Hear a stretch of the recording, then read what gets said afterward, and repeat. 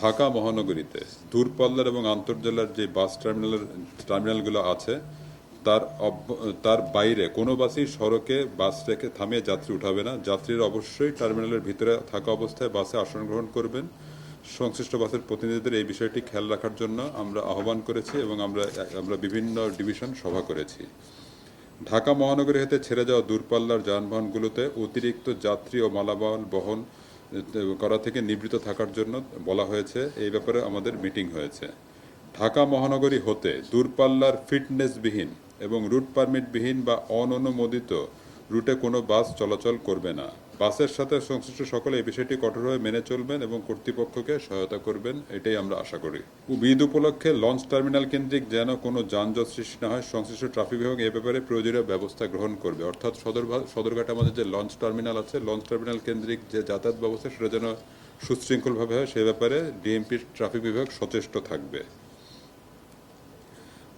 কোনো যানবাহনে ছাদের উপর অতিরিক্ত যাত্রী বহন করা যাবে না। আপনারা জানেন যে আগে ছাদে যাত্রী যেত, কিন্তু বর্তমানে কিন্তু ছাদে যাত্রী বহন সম্পূর্ণ নিষিদ্ধ। নিরাপত্তার কারণে, ঝুঁকির কারণে এটা সম্পূর্ণ পরিহার করা হয় এবং এই ব্যাপারে ডিএমপি সবসময় সতর্ক থাকবে, সচেষ্ট থাকবে।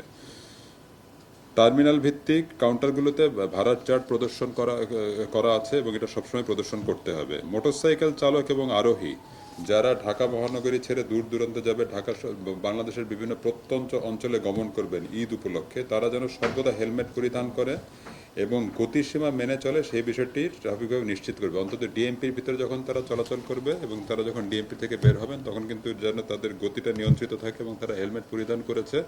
এই বিষয়টা ডিএমপি আগেও দেখেছে এবং এখনো এটি দেখবে। অনেক সময় টার্মিনাল বা আশেপাশের ফাঁকা জায়গায় আপনারা খেয়াল করে দেখেছেন যে খালি ট্রাক বা পিক আপে অনেক সময় মালামাল বা যাত্রী আনলোড করার পরে খালি ট্রাক বা পিক আপগুলো যত্রতত্র দাঁড়িয়ে যায়, যাত্রী ওঠানামা করে এবং দূরপাল্লার উদ্দেশ্যে ছেড়ে যাওয়ার প্রয়াস চালায়। ডিএমপি ট্রাফিক বিভাগ এই বিষয়ে অতীতেও সোচ্চার ছিল এবং বর্তমানে যেন এই ঘটনা না ঘটে সেই বিষয়ে সর্বক্ষণ নজরদারি রাখবে। পবিত্র ঈদুল আজহায় ঢাকা মহানগরী হতে বাইরে এবং বাইরে থেকে ঢাকা মহানগরীতে নিয়মিত জনসাধারণের আসা যাওয়া চলমান থাকে। এজন্য ঢাকা মহানগরীর এন্ট্রি এক্সিট পয়েন্টে যেন কোনোরূপ যানজট তৈরি না হয়, ট্রাফিক যেন সহনীয় পর্যায়ে থাকে।